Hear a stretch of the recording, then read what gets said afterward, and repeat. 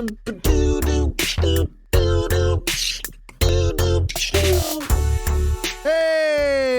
everybody, welcome to episode number 124 of Tactical Crouch.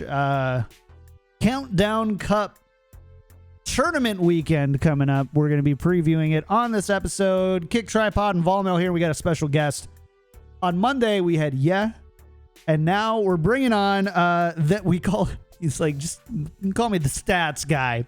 But this is somebody who has put together, you know, the awesome spreadsheets and stuff that we have every week so that we can kind of communicate what we're talking about. And I don't need to spend 20 hours in Photoshop every week to be able to do that. Well, that was all designed and put together by this guy. It's Eric. Welcome to the show, dude. Woo! Yeah. Oh, thank you. From behind the curtain. From behind the curtain to the spotlight. Big brain. Large noggin. That's right. And I also run a bunch of stats for Yiska's article, so he'll mention me here and there. And now that he's on vacation, does he pay you in clout dollars? You know how like the Scrimbuck stock exchange exists with like the juice dollars? Does he like pay you in like exposure? Are you really asking? Not at all. No, I wouldn't not at all. That. Very good. Very good. Cheers. Awesome. Well, hey man, it's so exciting to have you on here. When you poked me this morning, I was like, duh, why don't we have Eric on? And there's actually a lot that Joe and I can learn from you on this. We were even talking before the show about all the implications of this week's results. And so we're going to go into that. But I honestly do just kind of want to like hear a little bit more. How did you get to where you are now as being somebody who's, you're super into Overwatch and Overwatch League, you're super into stats. How did that happen? Oh, sure. I've got a background in traditional sports, followed traditional sports for quite a while. I first wanted to beat my friends in fantasy leagues, so I started building spreadsheets to that end. I did some betting back in the day on that stuff, so I think probabilistically and build models to forecast season-long stuff. And when Overwatch League came around, it was a great opportunity to apply that to a different sport in a market where there were very few stats people touched it yet. So it's fun doing that stuff, watching ELO rankings, following Captain Planet's material. I love that stuff. It's great. And then building my own models to forecast the remainder of the season, try to bring up points that analysts might look past, like strengths of schedule. Yeah, I mean, I think have you been doing all right on that, on the betting and stuff this year with all the craziness going on? Well, actually, I do not bet in Overwatch League. I do track the market. I do track the odds, and I think we use those for the odds we project on the coming matches. But as Americans, it's difficult to do that, and I wanted to build a track record first to see how beatable the Overwatch League was. And so maybe we'll have content on that later. I don't know. Right now, I can say it's pretty tough to beat the market, but inside information certainly helps, and it is a beatable market from my early results. Yep. Nice. Well, I'm excited to follow that. I know, feels like every month we get something new about esports betting being legal in the United States. They already take it. I think in Vegas, right? You can bet on esports. I know. And I know in Atlantic City, I think you can. I think there's some other places that have like passed legislation to like technically build the infrastructure to make it legal, and like it's all over the map. So. Oh yeah, and it's very popular in Europe, and European fans and friends do occasionally dabble in it. So it's exciting to see how well the public predicts against the betting markets, and see how close that is to reality. That's kind of interesting, and something that you might be able to speak to. It seems like esports betting markets are pretty cooked. Like this is like there are some dumb odds kind of put forth. Like some of them are just like normal, but we've kind of looked at them on the show sometimes, and it's like, in what world did you kind of come to this conclusion? Usually they're pretty all right, but it's like very obvious, at least to me, that it's pretty algorithmic. Like, is that something like, do you kind of sympathize with that? Is that like along the same lines as where you're thinking, or like, do you think that somebody actually does go through this, or they like hire some sort of like expert to kind of like help them build out like their model? Certainly, they are experts, and they have a broad experience with regular sports and how to price those. Sometimes betting markets will tend towards, make the prices favorable to the public underdoggers of some team the public doesn't like. So people are betting on the Patriots all the time in football, but the odds might be shaded against them a bit to maximize the book's profit. The amount of players in the pool, right? Like you don't want just to like always have the correct odds. Like you want to give people a reason to play, that kind of idea. Yeah, exactly. And I think we'll talk to that on bracket building too later today. For sure. Nice. Let's do that. Let's jump right in. I think you're going to get a lot of Eric's expertise in this episode because there's so much to talk about and break down with this. And let's actually go into the first one. I'm going to open up the Eric spreadsheet for a second, and we're going to go and check out the current. I'm going to get rid of the brackets for a second. And we're going to check out the current race for how everything is looking so far. So we've got that up and running. Eric, let's talk about Asia first. Like what here in the Asia bracket, the Asia race, which is these bottom seven rows here. What is really standing out to you here? Yeah, let's talk about this in general. I think when you look at the Countdown Cup coming up, one of the big rewards for winning it is bonus wins in the standings. And those bonus wins can be very important because it could launch your team above a certain breakpoint. And these breakpoints are determined by the season playoff format. So in Asia, the 6th and 7th seed have to play 2 single elimination rounds to get to double elimination bracket. So the 6th seed is far worse than the 5 seed because you get to play the Chengdu Hunters in a coin flip, right? Doesn't sound very appealing. So there's a big fight for those teams, the Spark, the Dynasty, and the Spitfire, to avoid that 6th seed. So getting a bonus win here is super important, and all the better if they can get more. And those teams are all loaded on one side of the community countdown bracket. So one of those teams is getting 2 wins at least. Oh, snap. Now, if at the top end of the bracket, the top 2 teams go directly to double elimination in the season playoffs. So there's a fight at the 2-3 seed between the Charge and the Excelsior. The Excelsior really need bonus wins here to make them competitive for the 2 seed. That 2 seed, so the 3 seed has to play a single elimination round. So if you lose that single elimination round in the season playoffs, you're out. You don't get a double elimination chance on that side. So the community countdown bonus wins are very important for those teams. And also the Shanghai Dragons, and you look at the overall picture for the season standings, going into the final 4 of the season end playoffs, the number 1 overall seed there by the total league will get first map pick choice. So that's important for the Shanghai Dragons. Oh, dang. When it comes to like just a semifinals appearance, who would you say is the who is gunning for at least this first win when it comes to the Countdown Cup? Like if there was a team specifically in Asia that needs to win this first match to like keep a strong playoff chance alive, whether that's, dodging the best of 1 intro, making it into the double elimination side, like who is the best seeded, or not the best seeded, but who wants to get that first win in the Countdown Cup? Like who just needs that one given win by getting to the semis? To me, the most desperation comes out of New York. I mean, they had title aspirations at the beginning of the season, and you look at them, they are in a really tough part of the bracket because there's the Charge and the Shanghai Dragons right ahead of them. But as they beat them, that also means those teams aren't gaining bonus wins that New York is accumulating.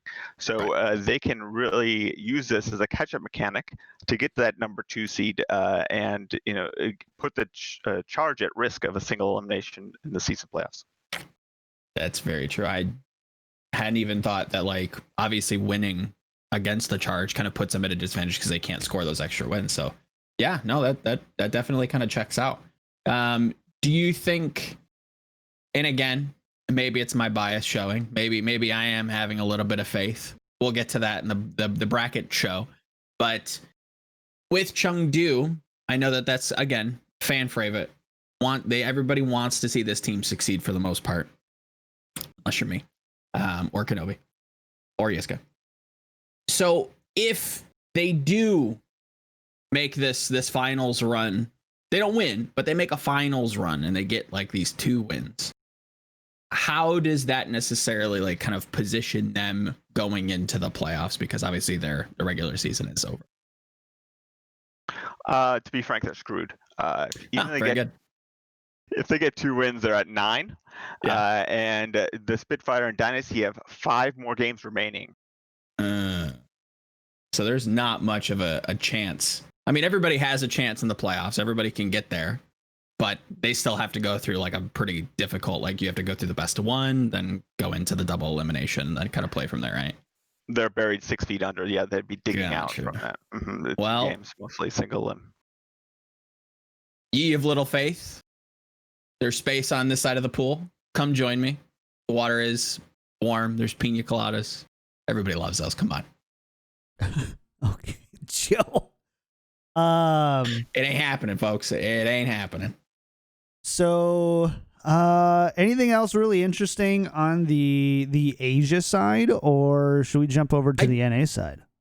I did kind of want to ask Eric in general, like his thoughts on because Asia is such a small pool of teams, does it feel right to kind of give them the equivalent reward system that NA does, or like to not balance it based on number of teams in the pool? Because like already with a couple of the questions asked, you can start to see just one team needs 1 win to get added wins, where in NA you need multiple wins to even get in striking distance of adding these wins. Do you kind of wish that the league would change this? Or obviously this probably won't necessarily have to happen in the future, but do you think that would have, like, would you like that to be altered rather? I think they did a pretty good job. Generally, because the Asia has got fewer teams, there's certainly less opportunity, or there's less teams to jump over. But the double elimination portion for them is the last 4 teams in Asia versus the last 8 in NA. That's fair. So otherwise, John, I'd say the exciting race is Spark, Dynasty, and Spitfire. They're just battling out to avoid that 6th or 7th seed, that single limb game. So that's an exciting race right there. And that's, again, kind of specifically talking about like the end of season playoff race, like positioning the best you can to have the easiest road to like kind of have that Cinderella run. You want that like 5th to 6th seed, if I'm kind of understanding it correctly. You want to avoid the 6th seed as best as possible. Okay. 6th or 7th. 6th is not, because you have the 2 double. coin flips, yeah. Gotcha. So, and I also noticed too that the Spitfire play the Dynasty 3 times over their next 5, right? So that's also probably going to be hugely indicative. Spark only have 1 match left, and that's against the Dynasty, and then the Dynasty and Spitfire are going to play 3 times over the next 5 games. I have a feeling. I have a feeling that's going to be a pretty big. That series, whatever it ends up being, is going to have a really big implication on how these 2 teams finish. You're right, and 2 of those games are next weekend, where they play twice, a Friday and a Sunday. Interesting. So, I hate the logistics of this, but it's like, what can you do? You hate to see it. It happens, but we'll get to it when it happens. But it's a little sad to see Seoul just kind of get wrung out by the end of the season. But COVID happened, and here we are. So, shall we to NA? So so big takeaways here. Chat, make sure to watch the 4th, 5th, and 6th place teams right now in Asia. They're going at it. They're battling. Everybody else is kind of locked in. They're trying to not face the Hunters. Why would you want to face the Hunters? Let's be real. It's true. And so when you say it's a coin flip, do you say that just because of the kind of elusiveness of preparing for and consistent results against Chengdu? Yeah, and generally, you look at the ELO ratings, the chess rating that you can calculate for Overwatch teams. They're about the same. So if you or the betting odds, I would guess, would be very similar, about 50-50. So yeah, I could see that as a coin flip for those matches. I think that's fair. I think that makes sense. I wouldn't want to go against Chengdu. Just period. Oh, I certainly, yeah. If you were to put me in charge of a team and I could pick my opponent, yeah, it certainly probably wouldn't be Chengdu. That's for sure. So let's flip over to the NA side, Eric. What should we be looking forward to on the NA side of this? Well, the NA side, the key breakpoints are between the 5th and 6th seed and the 9th and 10th seed. Now, the 9th and 10th seed is pretty well defined. It looks like the Outlaws are stuck at 10 and will have to play 2 single elimination rounds to advance to double M. And unless there's a big streak, a poor streak for the Fuel or Defiant, and the Outlaws go far in this tournament. On the 5-6 seed, the top 5 seeds are guaranteed the double elimination bracket for season playoffs. Okay. And so the Valiant and Reign are at the borderline there. The Valiant can really make some strides and catch up to the Reign with some success this weekend and a Reign failure. Do we know, not to completely jump back to Houston, but is Houston's regular season over? They don't have any makeup games, correct? Correct. They have 0 games remaining as displayed on screen, and I'd say the Reign have 4, Valiant 3. Yeah. So there's really no. It's not necessarily in Houston's hands, let's say, to like kind of squeak into like top 5 discussion. Well, certainly they if they run the table this weekend, sure, like that at least like gets them there, and then it's just kind of up to like other teams dropping, correct? Right. If they run the table this weekend, win the championship for the Countdown Cup, they're most likely in the 6 to 9 seed, or possibly in the 6 to 9 seed bracket, where they miss 1 single elimination game, but still have to play 1 single elimination game to get to season playoffs double win. Did we talk about this? I think we talked about this on pre-show or off air, that we don't totally know. It's been hard to find if how the seeding is. We know it's based on, or we think it's based on map wins, or not map wins. Sorry, match wins. So right now, the screen we're looking at on the video portion of the podcast is showing a win percentage, and that's how it's ranked here. It looks like the OWL website is instead ranked by wins, number of wins, and number of map differential. So not considering losses or percentage by that. Now, I haven't read the tiebreakers recently, so please forgive me. There's some slight discrepancy, but generally, I think this is pretty close to what you'll see at the OWL standings. I'd put my money on it, I would say. Yeah. So is there anything else on NA? NA feels a little bit more straightforward. It's grueling, but I think far less. I don't want to say far less punishing, but they don't have to play Chengdu, right? Is what they don't have to play Chengdu, so it's like a little bit more in their hands. Yeah, it's not completely as chaotic as Asia. I think it's a little bit more stratified, where it's like the top 4 teams are in that top 5 discussion. They're kind of locked in. Like there's really no argument there. I think the interesting kind of thing comes in with Valiant Reign, where they could squeak in to the 5th seed, who, again, correct me if I'm wrong, they buy into the double elimination portion. So that's like, again, like that's a pretty strong push. So them doing well, specifically within this Countdown Cup, and obviously any makeup games they have to kind of go through next week, is going to be pretty imperative. And with Reign looking a little bit better, Valiant kind of surprising with KSF doing as well as he did last week. Like both teams have a pretty good chance. Like this isn't completely out of the books. And let's talk about briefly the top teams here. That Fusion, Shock, Eternal, Mayhem. They're in battles for their own positioning. Number one currently on these standings shown belongs to the Fusion, though they have a game against Shock. Shock can take over that number one spot, and bonus wins here will definitely help finalize the seedings for NA and give you map picks, opponent picks, to give you advantages there. So it is pretty close between the Shock and Fusion and the Eternal and Mayhem. And having a third seed is probably better to avoid the top team and probably the Shock a little longer in the playoffs, and you get to pick an opponent first. So it doesn't feel as like I definitely like align with that. But this season in particular, it's like, is the second seed that much worse than the first seed? It's a tough race in NA specifically. That's like, okay, let's say you're Florida, you lock in that third seed, you have to play the Paris Eternal. It's like, is that much better than playing the Shock? Like, it's not as like, it's not as good as, let's say, Asia, where it's like, okay, cool. I'd much rather play the Charge than the Dragons. Like, I think we'd all agree with that. NA, I want to play the Florida Mayhem. And again, shout out to Albert, just had him on.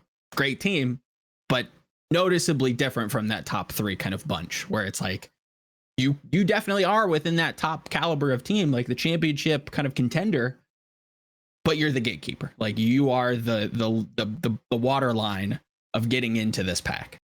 So it's like that's the only team that I could like see like you'd want to kind of like game this system, right? Not saying that teams will, but if you were to pick, I'd want to play Florida. I just heard a car crash outside. Sorry. That was terrifying. I'll make sure everyone's okay. Sounded loud. Continue. Yeah, no. Continue. So, within regards to NA, who do you think out of the Valiant and the Reign has the best chance to do anything? Oh, interesting question. With the Genji nerfs, you might think higher the Valiant, but right now, I'd say the pole position of the 5 seed is the Reign, and I think that benefit will accrue. Being the 5 seed, basically you open the playoffs against the 4 seed, the season playoffs. The right now the Mayhem, and that seems to be the spot you want to be in. I think it just feels that way.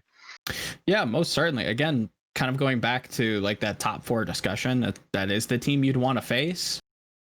And it's kind of funny that if brackets play out, which we'll get to in NA, as we kind of, I think most of us think they will, there's a really high likely chance, or there's a high possibility that Atlanta plays Florida anyways in the Countdown Cup. So it's like this continued narrative, like, okay, you play them here, you might end up playing them in playoffs. What does that look like? It's pretty surprising to see like so many repeated matches, but that could just be COVID. It's a rivalry thing. Yeah. It's like the peach versus the orange, the battle of the American South right there. Peach versus the orange. I mean, yeah, technically, I guess Atlanta big with the, not something that I kind of really like was aware of, but like on the jerseys, apparently Baby Bay was all about it. He's now on phase, shout outs to him. Big things expected. We'll get to him on Friday, but yeah, NA's in an interesting spot. Talk to me about Toronto. Kind of a team that like might peak, might do okay. But... Yeah, the teams with downside here are probably the Fuel, Defiant. They're the ones that are at slight risk of dropping to the 10th seed and going to 2 single elimination matches. So the Fuel has been up in fire recently. There a lot of changes there. You don't know what's going to come out of that org this weekend. And your guess is about as good as mine. It is, fire is a good way to put it. And the Defiant, we'll see what Defiant shows up this weekend. I think both those teams will be in the 6th to 7th range, or 6th to 9th range, but will be early picks when the top 5 get the feed. Interesting. Defiant. I hadn't even thought of the Genji nerfs coming into this weekend, but I believe that's probably the patch that they're going to be playing on, and I don't. Yeah, I can correct you there. The Genji nerfs will be post this tournament. Oh, okay. So this is after. Okay.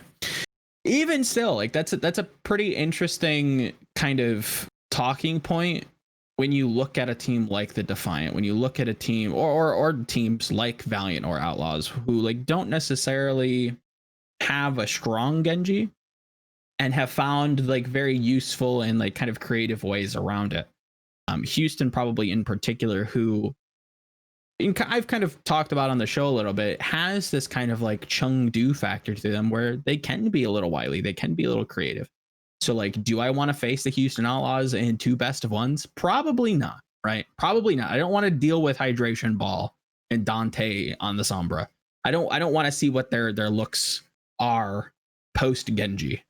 It's not easy. So even though Houston probably are going to be within this like double elim, or not double elim, but like double single elimination kind of bracket run at that 10th seed, again, a dangerous team, a dark horse team that probably will do some upsetting and probably won't make it the double elimination side of things. I just witnessed the weirdest thing. Okay. I'm going to derail the podcast for it. So I heard a car crash outside, right? So I'm like, holy crap, it sounded pretty bad. So run out. Katie's already looking out the window, and car sure enough like crashed into a bench and then into another building, right? So we're like, weird. And then not as long, like by the time I got up and over to the window, which is probably about 15 seconds, this white sedan rolls up, stops. The people get out of the car that just crashed. They get in the white sedan and go away. And now it's just the car is just left there, crashed into the side of a building with nobody. Like there's people calling the cops, and it's like it crashed into like a place of business. There's like a pizza joint across the street. And I need to know. That's bizarre. What is going on? My mind is blown a little bit here. Yeah, I don't know. I like that's my guess is like, is it stolen? Or they like, because they had to be traveling together-ish. I'd imagine so. I don't think you just jump into somebody's white sedan. Oh, yeah, I mean, yeah, it was like random, like, oh, hey, they're stopped for me. I must want to. Yeah, they get out. Oh man, strange.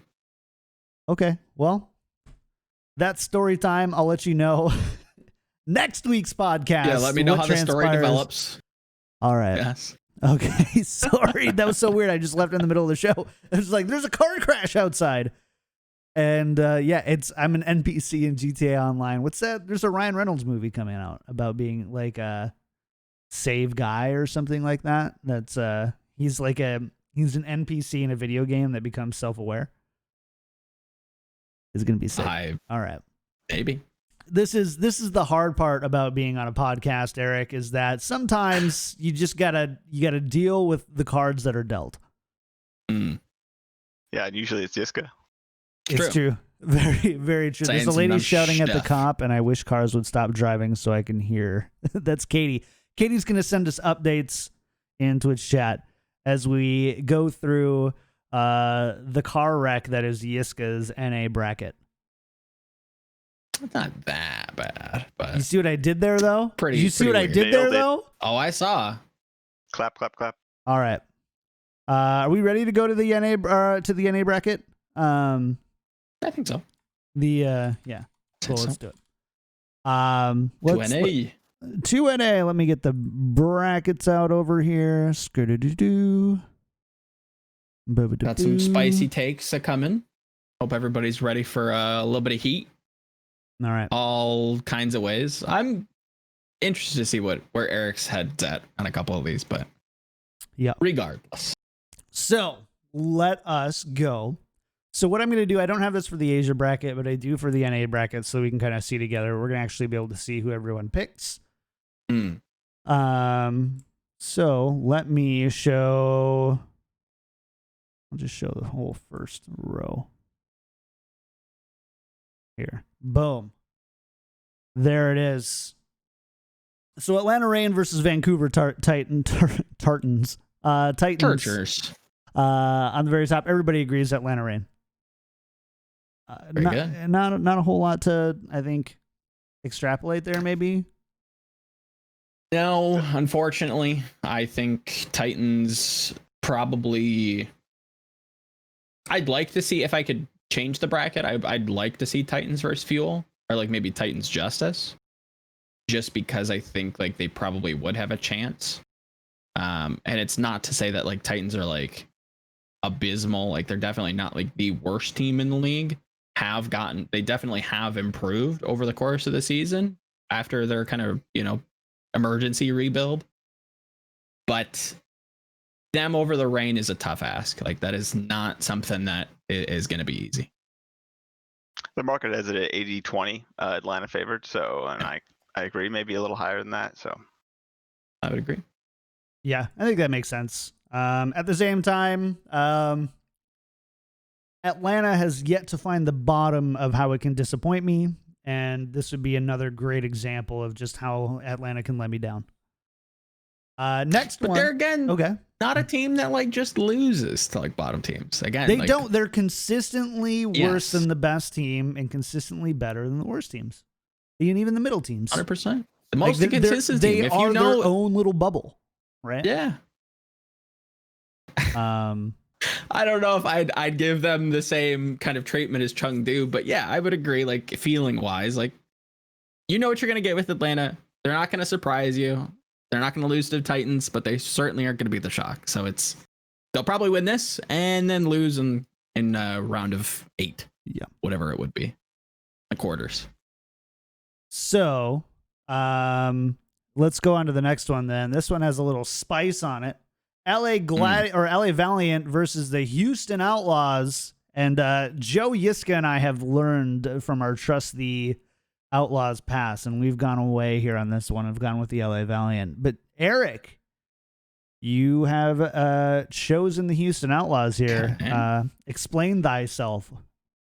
I have a dream Okay. as a coach, not a main tank. The market odds had it at 65-35 in favor of the Valiant, but the last game we saw, it went to Lijiang, a really tight map 5. That didn't look like a 65-35 to me. I think this is closer to a coin flip, and therefore decided to side with Houston in this. That's fair. Yeah. I definitely think this is a whole lot closer.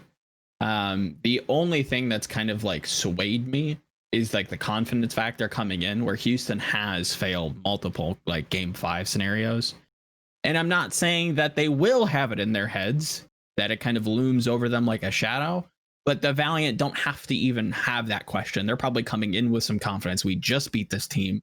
Granted, it wasn't the closest game, like you're saying, like it's not the cleanest game of Overwatch we've ever seen, but I don't think that that's going to weigh on them. If anything, like you could kind of give them a little bit of credit there. But yeah, I do think that this could go either way. My favor is with the Valiant, though. Yep. Same for me. I can't do it. I think I bought into Yiska's Coach of the Year article, I think, a little too much this week. Maybe that's it. Maybe that's what put me over. But yeah. Let's go to Dallas versus Washington. We got a split here. Eric and I have decided that in a post-decay Dallas Fuel, there's no reason for hope.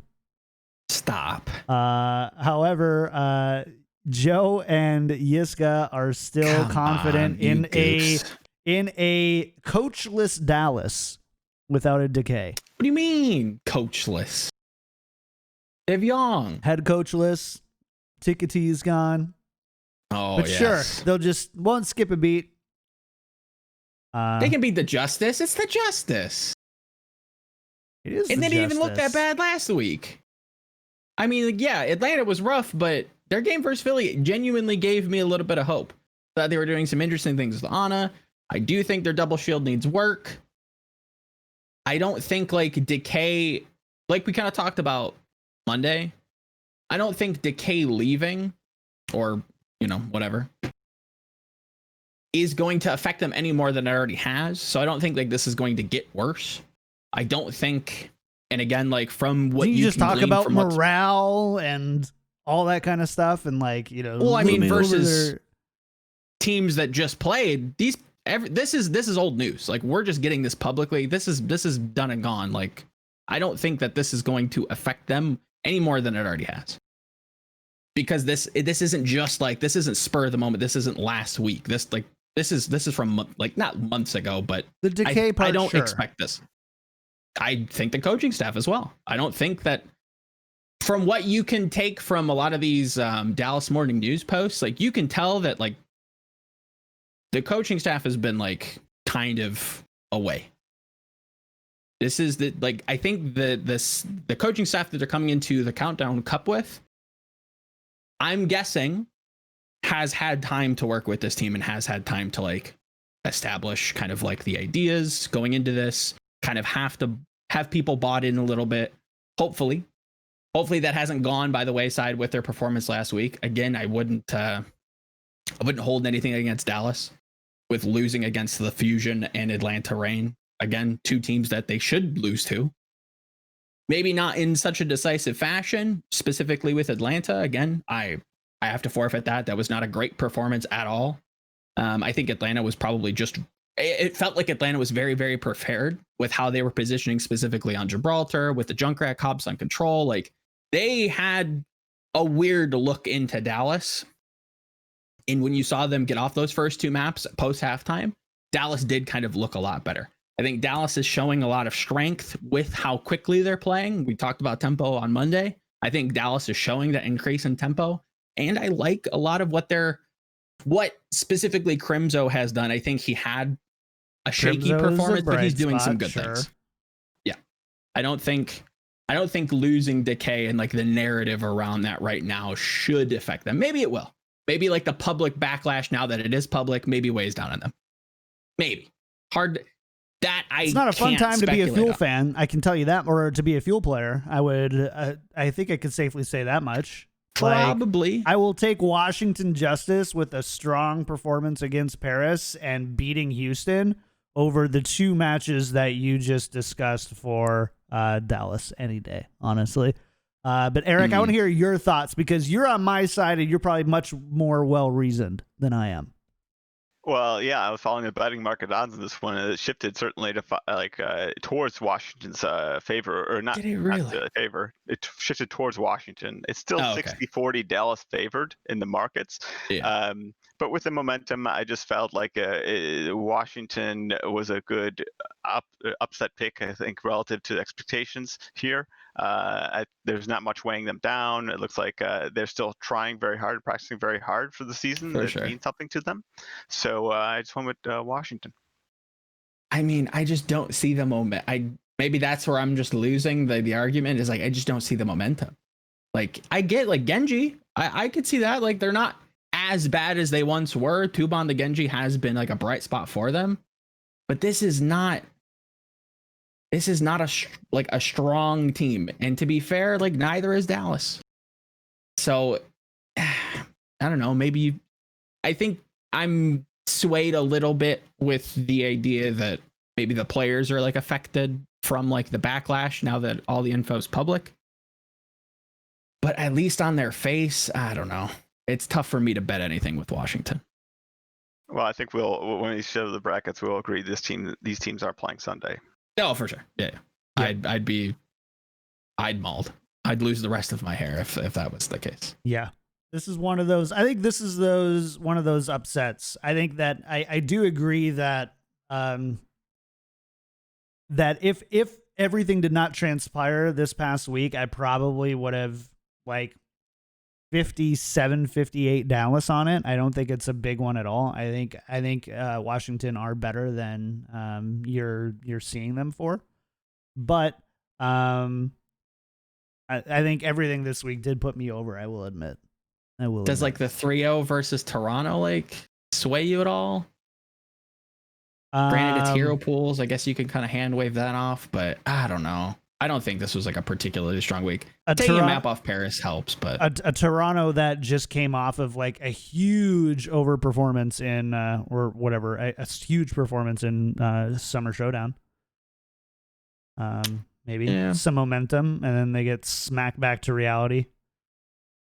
Okay. If we're talking about momentum, I don't think that's a storyline to just like to totally discredit that. You know, Toronto did surprisingly well. They came back in. They played a Washington Justice that I do think started to come online against Florida, of all people, and then have kind of started over the last 3 weeks, kind of trending, or not 3 weeks, I guess 2 weeks, kind of trending a little bit upwards. But that's me. That's one of those gut reads that I get right like 65% of the time. So.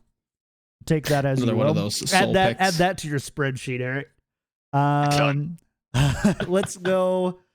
Let's go to this last one. Defiant versus Gladiators. Nobody here believes, apparently, that Lightning strikes twice for Toronto and expect them to go out in the knockout rounds. I think this is probably the one game that I could see this happening. I didn't pick it, but if like you had to ask, like, out of the round of 12, who's going to upset? Defiant probably has a good shot. If Glads continue to, like, underperform, I'd give this, like, the highest odds out of all 4 matches of upset potential. Yeah. Defiant, not a bad... Well, it's tough to not say that they're a bad team, but currently, with Genji still in the meta, granted, we have seen some creative results to try and deal with that. We'll see if the Gladiators want to perform with or, pull that out. But I think Defiant still are positioned pretty well, just like a Justice could be, and technically kind of is.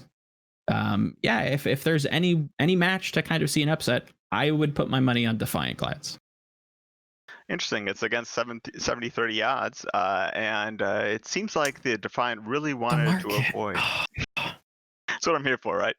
The market's so rough with Glads because it's like they've trended down, but like you still want to put them forward. Like they don't feel like a good team.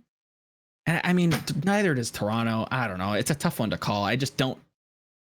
The market feels really. What is it again? 70-30? That's right. Ah, that feels so aggressive. Like, am I wrong in feeling that way though? Well, on the selection show where they picked their opponents, of course, Toronto didn't have the choice, being the last seed, and they were given Gladiators, and Broy wasn't thrilled about it, or maybe it was just his German continent, but he's in chat now. Maybe you can explain yourself. But it was obviously I think they were hoping for a little better performance and being able to select an easier opponent in the Gladiators. I think the Gladiators are pretty tough relative to the pool. Yeah, I mean, when you look at Justice, maybe even like Houston, I think Valiant looked good last week. Maybe even Titans being able to kind of slot in up there, that would have been probably useful, but difficult. Glads is not an easy choice, but a doable one, if that makes sense. This is a team that, again, historically, within these last couple months rather, has not lived up to expectations. This is a roster that, I mean, we've talked about it. I won't bang on the drum of, boohoo Glads, but again, not the team we were expecting. Couldn't you say though that 3 of these 4 matches fit the criteria of doable? So the bottom 3, so Valiant, Outlaws, Fuel, Justice, Defiant, Glads. I would say, yeah. I'm still not sold with Dallas Justice. I think that should be a lock. Like, that would be a pretty big upset in my eyes. Valiant Outlaws definitely is doable either way. I get I get that same feeling, but like diluted with Defiant Glads. I think there are good arguments either way. Glad should win this like 60% of the time. I'd probably put the 60-40 if you were to ask me betting odds.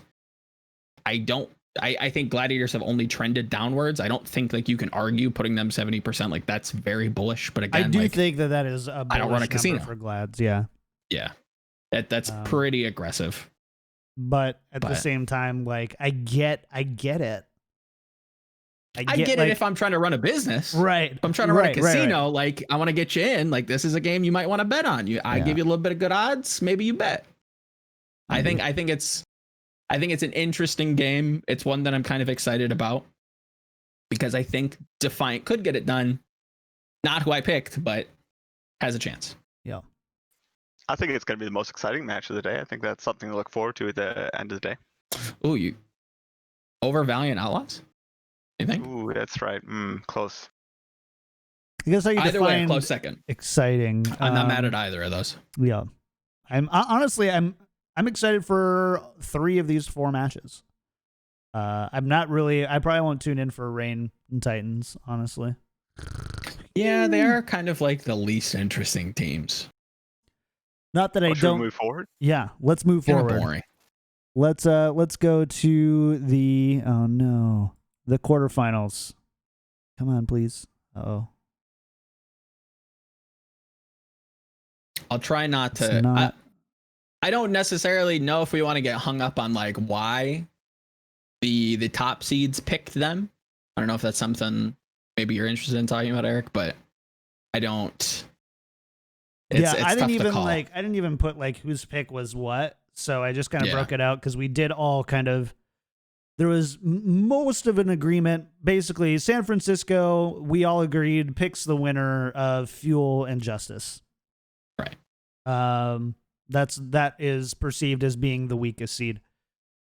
From there, it gets a little bit more muddy. So Shock, go ahead. They pick whoever wins between Dallas and Justice, number 1.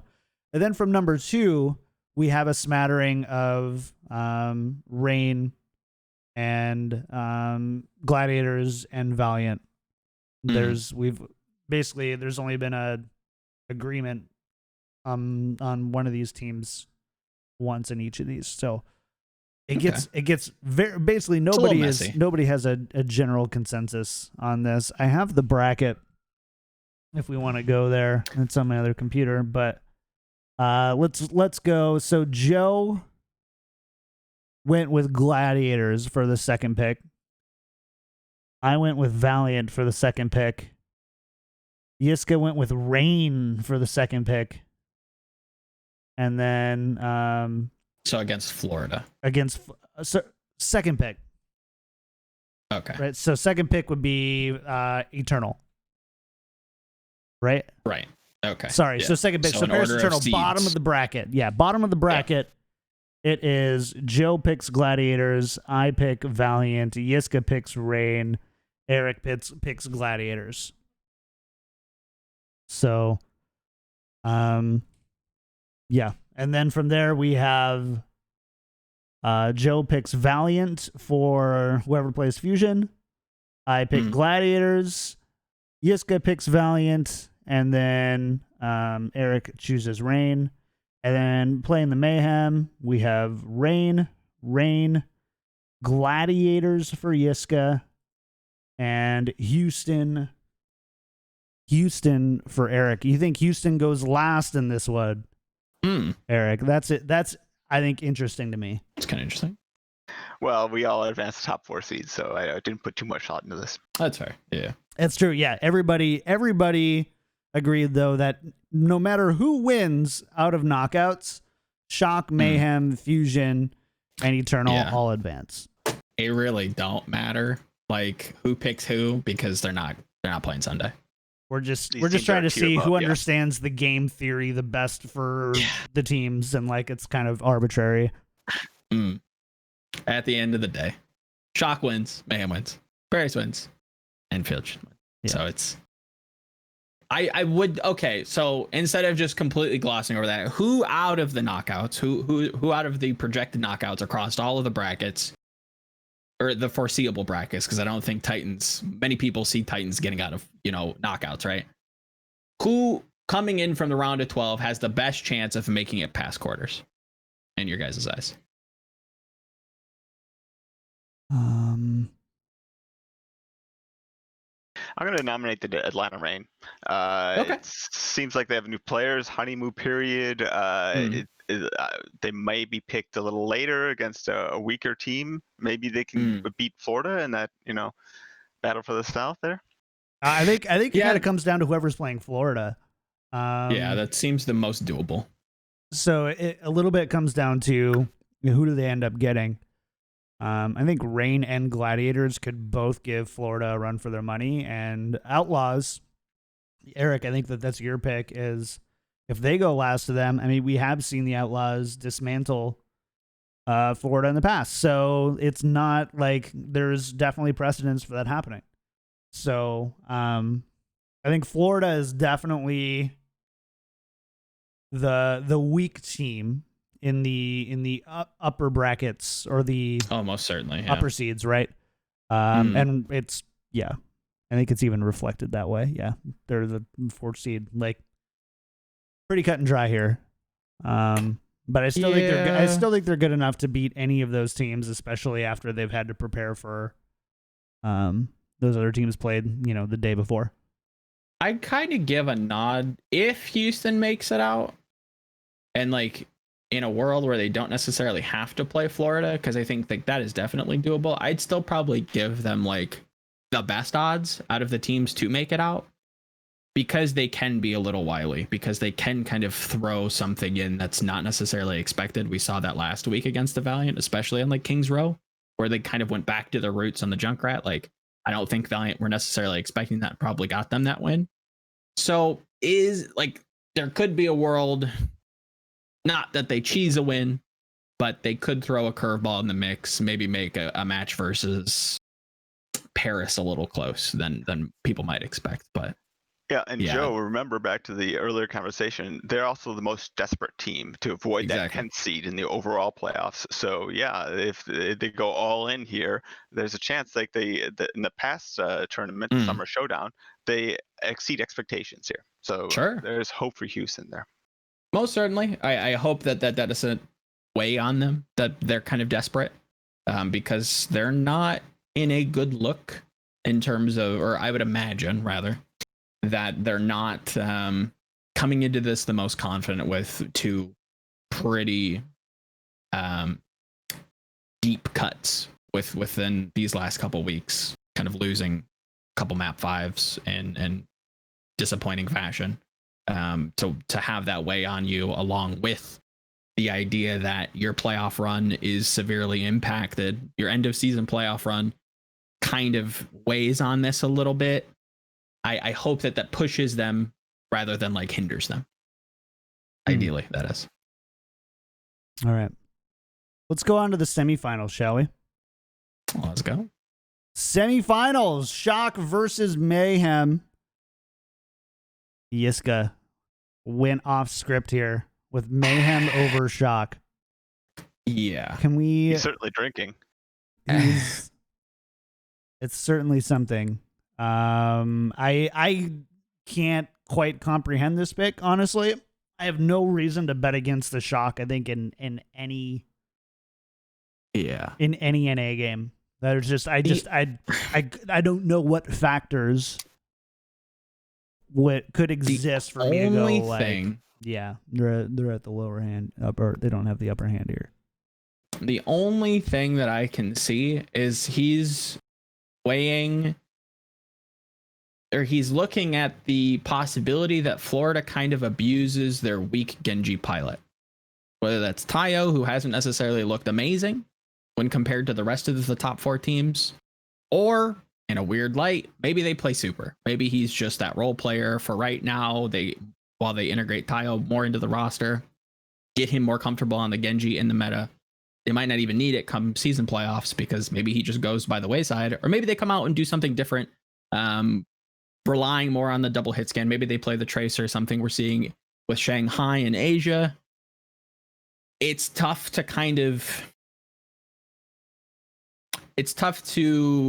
really see, but I think that's the only thing that really jumps out at me, that you could like maybe position an argument to say the Florida can like abuse the fact that they don't have a strong Genji player in this meta, like they did in the Summer Showdown, or like kind of shock disappointed in the Summer Showdown, because I think that's probably like the leading theory, is that they weren't necessarily situated for the meta. I think that meta is replicating itself in a more weaker sense, because I think there are more viable compositions than just like Genji Ashe on every map, double shield on every map. Like there is more breadth to that discussion. But if you were to see a Florida Mayhem victory here, I think it might be leveraging Yaki on the Genji over Super and or Tayo on the Genji. It completely disregards people like Striker, people like Smurf, this backline. Like everybody else on that roster is absolutely stellar. Florida has their own like hang-ups with Chris putting Gangnam Jin on Lucio, not something that he's necessarily known to play. He's not performing poorly on it, but is that the team that you're going to pick over the San Francisco Shock, who have looked consistently good pretty much all season? I don't know. That's the only just like argument that I can see. Outside of that, maybe he has some take delay. Maybe he's got some juice that we don't have. Who knows? Like this one seems out of left field to me. Yeah, I don't agree completely. Yeah, and that's why he's not here to defend it, right? I know. Exactly. I think he's low-key did it because he wouldn't have to defend it here. And then if he does get it right, he's just gonna jaw about it for weeks. That's gonna be the worst. Oh, don't sub on those weeks, guys. Sub on these weeks. Let's go to Philly versus Paris. And apparently I'm the only person who this one's tough. This one was hard. Has no reason to doubt Paris as being better than Philly here. But you guys went with Philly. They are the lower seeded team. Tell me why.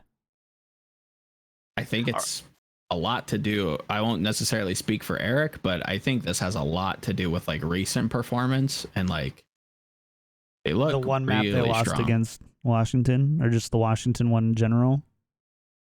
More Philly, like dominance over Valiant in like the meta that they will be playing rather than like in hero pools. And I don't necessarily completely hand wave away the Gladiators like close match, because again, it's Gladiators. You shouldn't be really taking them close, but that doesn't weigh them down more than the meta that they're supposed to be playing for extra wins. And you run over Dallas convincingly, as you should. You run over Valiant convincingly, as you should. That feels strong, whereas Paris dropping maps to Justice, not something that inspires a lot of faith. Not something that worries me. I think this match is incredibly close. A map to Justice. That's a map to Justice. Philly not losing maps to Dallas and I think or Valiant. Control. We've talked about Control. There's a feeling around Control, but we've looked at the math. It don't check out. So that's where my head's at least. Oh, that's fair. I think if you throw away the stats, put them aside for now. You look at the historical narrative for Philly this season. It's like the first tournament, the May Melee. They went out in the semifinals? Was the quarterfinals? Let's see. Remember. Yeah, I think it was quarters. They lost to Florida. That's right. And then they went to the finals against Paris and lost. And this is the culmination of the narrative. For Philly, they lost to Florida in the semis. Then they lose to the finals. I guess now kind they of get titled. Yeah, exactly. That's kind of that's not the narrative I was tracking, but definitely an interesting one that they've kind of like slowly progressed across the season. And if they continue to inch their way up the bracket, they should walk away with the title here. At least in Eric's mind, in Eric's picturesque scenario. I feel like I've been watching a totally different Paris Eternal, I guess. I don't know. Like literally dropping one map against Justice, which I think is more to say for Justice. I think Justice performed well in that map, much more than it was like Philly dropping the ball and vastly underperforming. I think we saw a shimmer of what is going to allow Justice to beat Dallas before they handily lose to the Shock the next day. I just don't understand the reason to look at like Fusion were not viewed as even a real competitor to win Summer Showdown. Look at any of our brackets. They were not on the radar for us to do so. And they, again, they overperformed, played really well. It's tough though, because they've kept it going and they've played really well, honestly, really consistently. But they had like almost 2 months of just playing bad teams. So I think we just didn't quite see it until we started seeing the Valiant, the Shock, the Fusion, and Showdown. We started seeing those matches. I think when they went 0-3 against Shock, I think people kind of erased any of those wins against good teams and like, okay, you got to start over again. And then it's like this weird, like impossible to climb staircase. And so I don't know, man. I think Paris have shown their flexibility. I think that they've been arguably the clean. Now they haven't had the toughest schedule this past month. I will say that, but they've had arguably the cleanest last month, with 3 3-0s and a 3-1. And I mean, it's fair. I don't know. Like, I guess I can't quite, I like, as much as I hate going against Christopher here, I'm kind of on the eternal bandwagon a little bit here until they give me a reason not to be. A pick I don't think anybody would be mad at. This is literally a game of inches at that point with Philly. Like, top 4 is tough. Florida Mayhem Shock feels a little bit more decisive just because of how strong Shock can be, and Florida's position is like a gatekeeper team.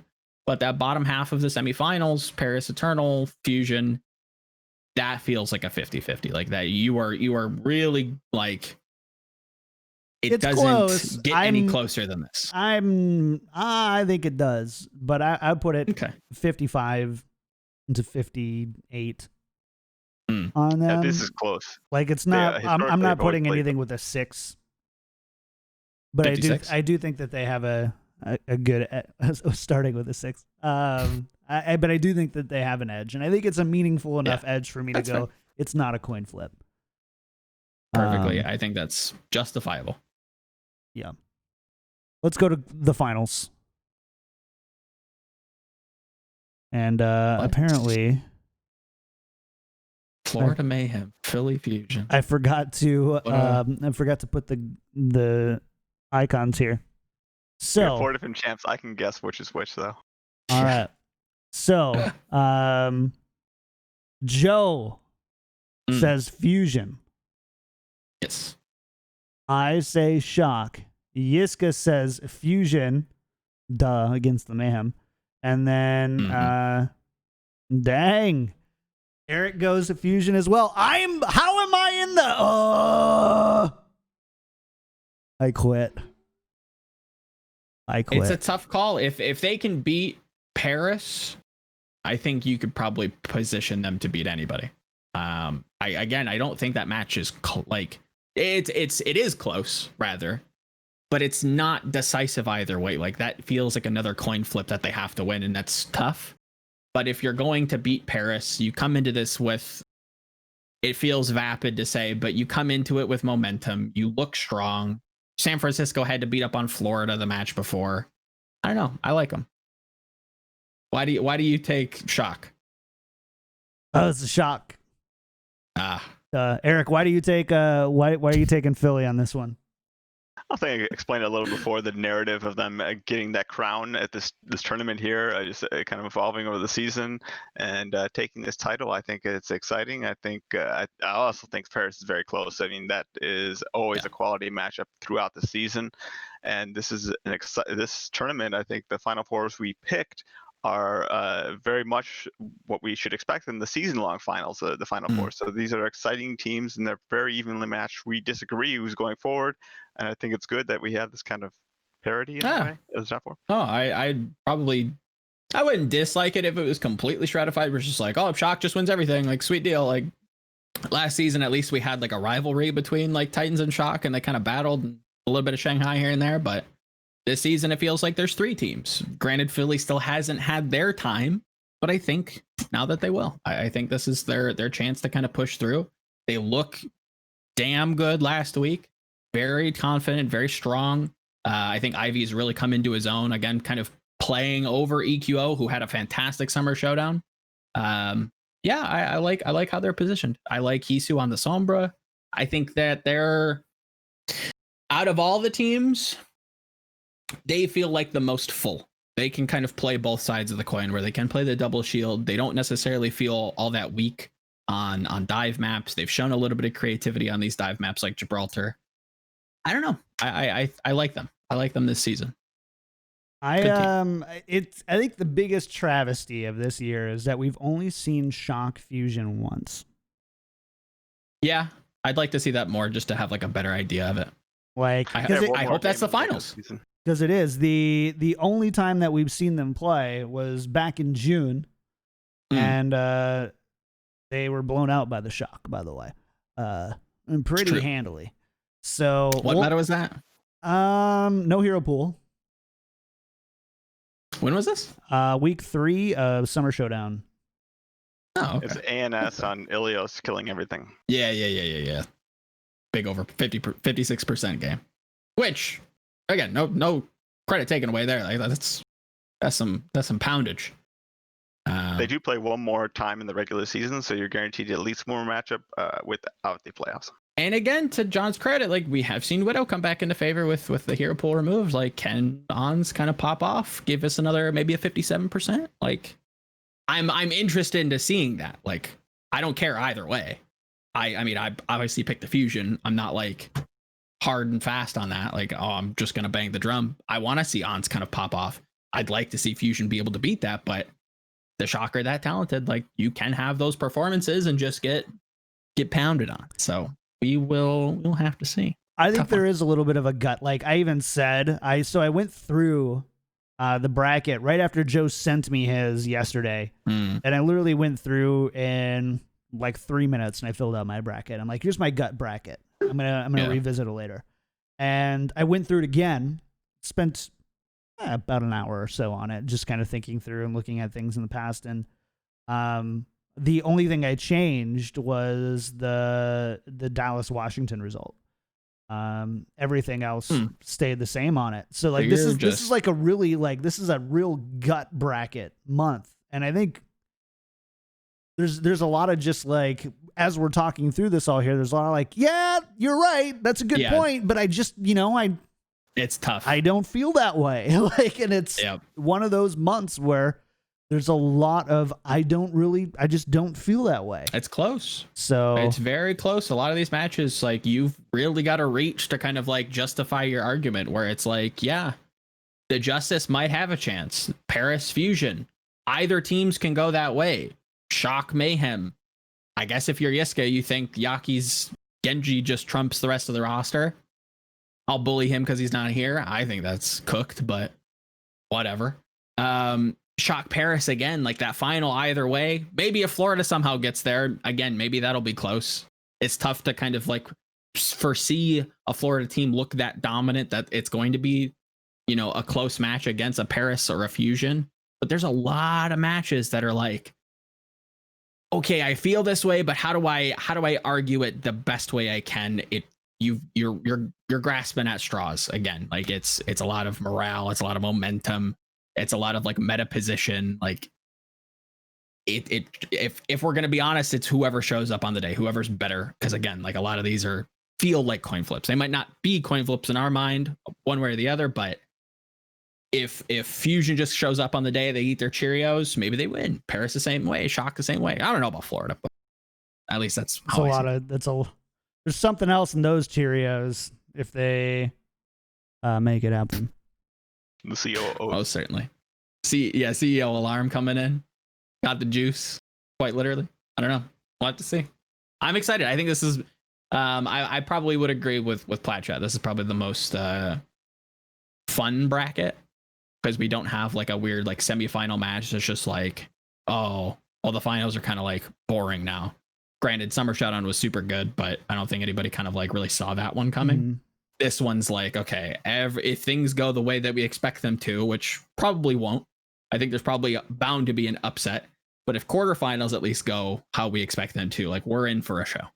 It's really good because we used to discuss this quite a bit earlier on in the season. It was like, there's really 1.5 to 2 quote unquote good teams in NA. It was the San Francisco Shock and Philly when they didn't throw or didn't look just really bad. And like, you really started to doubt how good they were. And now you have 4 really competitive teams right now. And you could like argue that that the lowest of the 4, that 4th team, is about a 3-way tie, depending on the meta in the week, between like 3 other teams that could slide in at any point. So there's some real upset potential in NA that I don't think that we've had in the past. You've got your Shock, you've got your Fusion, and then you've got, I'd say Paris is, I think, a lock there. But I think the Mayhem is that wild card 4th one. That's kind of like they're there now, but a really strong performance from Valiant or a really strong performance from Gladiators, like all of a sudden they're like up there, and it's a very dynamic 4th seed. And I think that there's two teams for sure. I don't think I'm thinking who's my 3rd team? Yeah, 3. Glads Atlanta. Maybe? Like there's 3 teams there that could honestly steal one from Florida, I think, on any day of the week, honestly. So. Yeah, if you give them like the choice pick of a meta coming into some of their makeup games, yeah, I think you could definitely argue that maybe Atlanta squeaks in. Maybe it's a slower meta, a little bit more pokey, could slot in. I think Valiant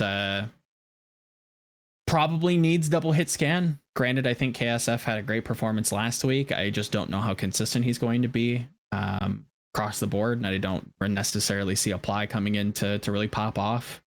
Glads have underlying potential. I just don't know exactly why they can't get there. Maybe the Countdown Cup gets them there. Maybe the makeup games get them there. And yeah, maybe they unseat Florida. Like, all doable. I think varying degrees, but yeah, I don't hate that. Let's go to Asia. We don't have a ton of time to go through Asia, but I want to at least go through the bracket. And we're going to do that after I put the timestamp down. For you YouTuber viewers, you're welcome. Let's take a look at this Asia bracket. Boom. So, Shanghai has a bye. What else is new? what else is new? Not even figuratively, they just have a bye. Match number 1 is going to be NYXL versus Guangzhou. All 4 of us agree Guangzhou. Yes. I dissent. You do? Yes. I took New York. Yeah, you did take NYXL. Yeah, you're right. Sorry. I glossed no right problem. over Market that. has it 60-40 in favor of Guangzhou. Though, as I mentioned at the beginning of the show, the playoff race, New York has a much more desperate situation. And so I went with that.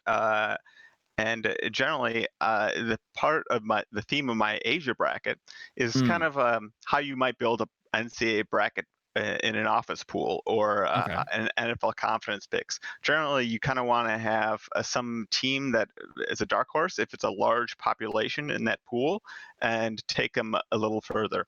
You might take a lower seed in the NCAA tournament to advance just to win a large pool.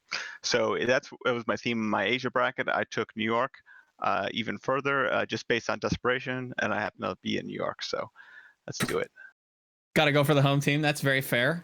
To that point, with like the would that be like March Madness kind of sure. Bracket pools? Okay.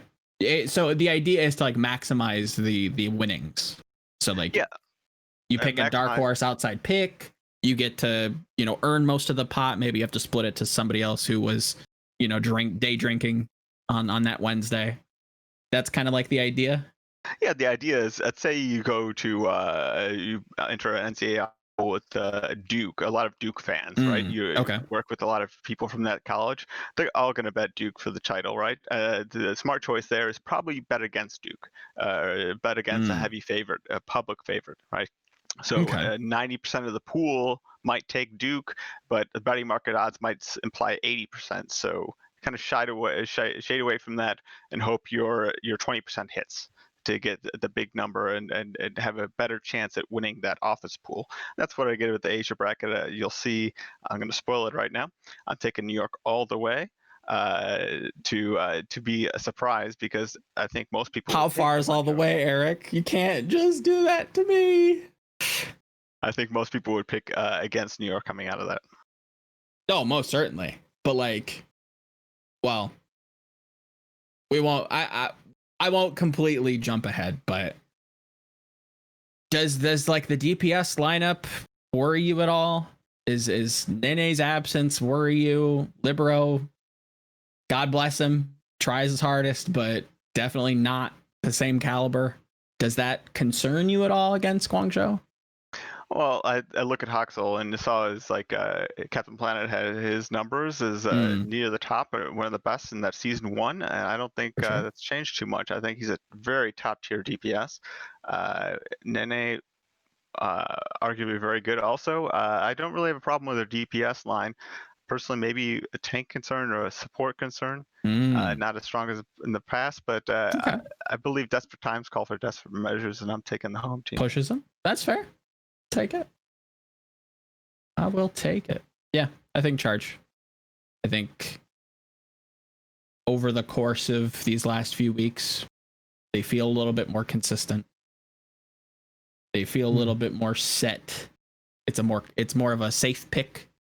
I know what I'm going to get with the charge, and I like that across the board. Then New York's like flash with Nene that they look great, and then the next week they like rotate, and it's like, okay, I don't know who's coming in. I don't know which New York is going to show up come Countdown Cup, so it's tough for me to give them any vote of confidence. So that's basically why I pick charge. Let's go on to the next one here. This is one that I am not confident. Okay. We're all on Spark for this one. In Spark versus Dynasty, we're all going Spark here. Totally agree with you guys. No Soul Magic coming for me in the playoffs this month. It's just not their month. They just aren't. We're just not clicking. Nothing in the gut. Well, there's I would have picked the Soul Dynasty if I knew all three of you picking Spark, but since I didn't know, it's okay to agree. It's okay to agree. That's on true. one. That's very true. I think there is a part of me that still believes in playoff Soul, that for whatever reason they seem to overperform. I am still not confident in Spark. This is another one of those kind of NA matches where it's like, I'm not mad if it goes either way. I kind of want to see how close it is, because I'm kind of hoping for like a good close game. Maybe not the best Overwatch, but something that's going to be entertaining. I think this is the game to probably watch. It's tough to not give it to Spark off these last couple weeks. Soul's last couple weeks, granted, probably against a tougher schedule, but Spark look a little bit more clean. So the market has a 60-40 for Spark, by the way. Yeah, I'd say so. Yeah, I think I might even go a little bit higher on the gut. I give it an extra 5% for the gut check. I'll take it. And then lastly, this is not conclusive in the London Spitfire versus Chengdu. And here it is. The year is 2020. Chengdu Bob has gone by the wayside. He's dead. He's dead. We took him out back. Actually, he's not dead. He has hermited himself in the great woods of Alaska. He's long gone. And so this young German man goes searching for the real Chengdu Bob. Searching far and wide, finds him, and has been anointed the new Chengdu Bob. Yiska goes Chengdu over London Spitfire. in the quarterfinals. The rest of us have the London Spitfire. Again, some sort of weird, bizarro world, like John saying, where he's now crowned like the Chengdu believer. Yep, sip the juice. Like, Got it. You haven't seen him play. I struggled to see any kind of juice that positions them higher than London, who have played, have looked good. Maybe the fact that this is their last game puts them over the edge. I don't know. I think most people, especially most teams in Asia, have kind of adapted to the dive style. I don't think that Hunters is really going to surprise all that much if they kind of position themselves on the ball. If they position on Winston, like, cool, you're just kind of playing into the meta. It's the problem that you've had all season. I don't see the cheese potential here. I don't see it. You haven't seen it either, so I don't get why you're picking this. This feels like a Mayhem pick. Like, It's worse than a this Mayhem is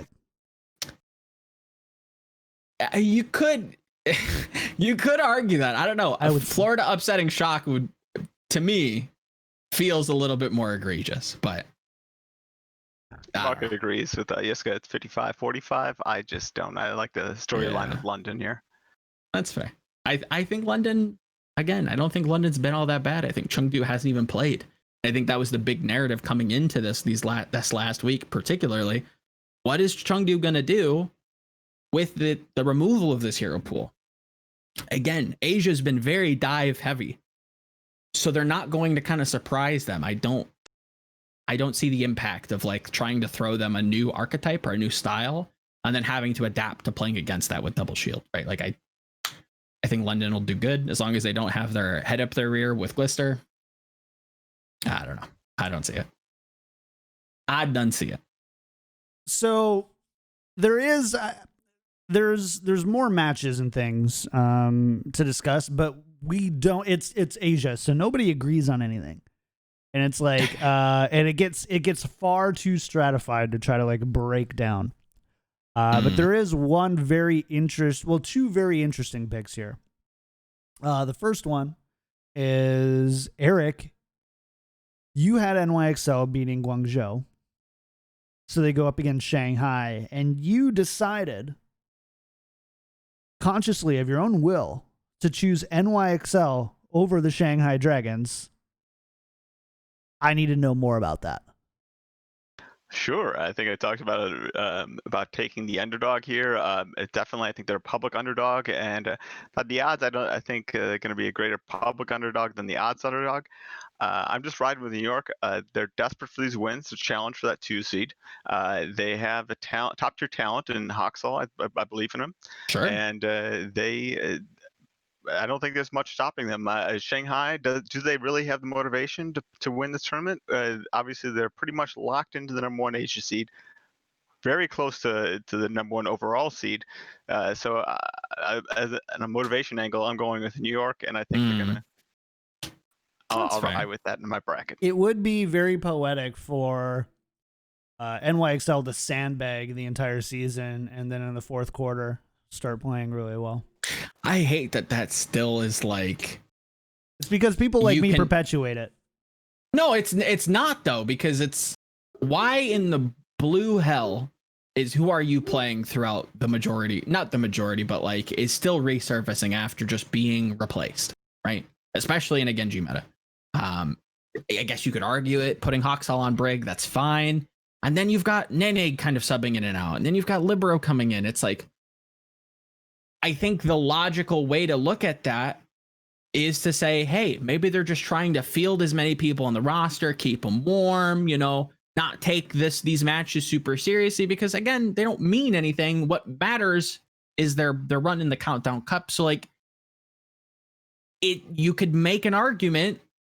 I wouldn't, but you could say that again, you can kind of perpetuate this idea of sandbagging, and it's like it's so frustrating because it's like you want them to be good. They have all the pieces to be good. They just like for whatever reason, whether it's actively or inactively, maybe for extracurricular reasons, they're not performing up to par. But it's just frustrating. So you kind of like want to still believe in them. You want to believe that they're like trying to big brain the system and say, hey, look, we're trying to better integrate. Who are you? We're trying to, give Libero some play time to prove himself. We're giving Nene a break so that we can save him for the Countdown Cup. Like, there are a lot of like these little like pathways that you can take to kind of arrive back where we did in season 1, where it's just like, New York, we don't need to worry about this. We're just gonna, load manage, and we'll see in playoffs. We'll see when it matters, because right now, again, it doesn't affect our standings, so why bother?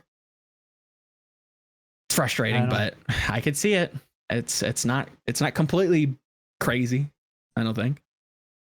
So all of us do have, whoever wins the top of the bracket wins Asia in this one. So Eric has NYXL. The rest of us have Shanghai. And that's your Asia bracket. There you go. You're welcome. For free. For free. For free. This is fun. Just real quick. John, Joe, who do you have in the semifinals? Because they get a bonus win on the weaker side. I had London taking that side. Let me double check. Joe has I want to be real. Spark. Yeah, I have Spark. I have London. Yiska has Spark over Chengdu. And then you have London as well. And as a reminder, that this semifinals bonus win is pretty important in that race for Asia's final seeding season playoffs to avoid that 6th seed. So, okay. Oh yeah, we'll have to give them stakes. Say that. Give them stakes. Let's go. Yes, finally. Again, credit where credit's due. I'll praise the league when I can, and I think the stake adding with the tournament series has been fantastic. So. Yeah, I'm happy about it. Well, we should get some good games because of it, I think. Yeah. Did you just stop a sentence in the middle of a sentence, or am I just I don't think so. Huh. Well, this stroke brought to you by our patron producers. Battlecry, Pin, Lotion, Charlie L, Audio, Compass, Porkchop, Sammy, Kasha67, Kushi, Kobe, Sharp, Shara, Nathan, Your Misery, Hunter Tane, Refine Bean, Rex Zane, Roger B, Fabled Steven, Owen, Chris R34444, Yiska's holding me hostage, please send help. I'm under Yiska's desk, please send help. And Yiska says, Frischers, fish. Thanks so much for supporting the show. If you like the show, go to patreon.com/tacticalcrouch. Eric, thank you so much for being on the show today with us, man. It was a ton of fun. Loved your expertise. I know you definitely got our wheels turning on different ways to think about the game, different storylines that we haven't really been tracking. I know that I definitely haven't been doing my due diligence on some of the end of season implications of these matches and tournaments. So appreciate you a ton, man. Anything you want to shout out before we get out of here? One thing, executive patron, was it will the real Chengdu Bod please stand up? Is that missed? I was in 123 last episode. Oh, I might have missed it. Or I checked. I thought I checked Patreon and it wasn't there. But I can double check. Is that you? Okay. Oh no, it's not. I just wanted you can find me on Discord, the Discord held by Yiska. We are there on weekends watching the Overwatch League games. We chat about a bunch of the stuff, and it's been a pleasure. I love talking these numbers and giving you a broader picture of what the final season playoffs will be like. So it was a great opportunity to do that. Thank you for the opportunity. Absolutely. Thanks for coming on. Come back anytime. Yes. Joe, we got some subs. Yeah, we've got Fire Element _ or Fire _ Element. Thank you. Regular of the show. Quite the regular this, in the weekend kind of watch party. So thank you for not only kind of showing up and chatting and hanging out, but supporting the show. And then we've got the MFG, Feeling Jazzy, Porkchop Sammy, another name I recognize. We've got Moirai OW, not sure who that is, and Captain M Kirk. Thank you all for supporting the show. And Peggy. Well, that Peggy. might be a hint on who Moirai OW is. Yeah, thank you guys for supporting the show. And if COVID has the wallet a little tight, you can always go on iTunes, leave a 5-star review. We'll both shout you on the show and help support the discoverability of the podcast, and it helps out a ton. So just a couple ways you can support. And thank you if you choose to. Yep. Absolutely. Joe, what about shout outs for the week? Where can people find you? What's going on? Yeah, at the socials everywhere, all the usual places. After this, got to go write some things about Alarm. Got to go hype the boy up, Mr. CEO himself. And and then I think tomorrow we're tackling a fun historical nod, which I think I spoiled last week, or rather last show. So check that out if you want more info. So yeah, Sweet. Nothing crazy. As for me, you can find me everywhere at Kickedtripod, Twitch, Twitter, and hopefully YouTube soon. Still haven't gotten that custom URL thing figured out, but we'll figure it out and get it going. Thanks everybody for hanging out. Thank you to everybody who tuned in live, and we will see y'all Friday for Spike Drop. Otherwise, we'll see you Monday for some post countdown cup conversations. Sweet. Be fun. Bye, chat. Thanks for being here. See you next time. Bye.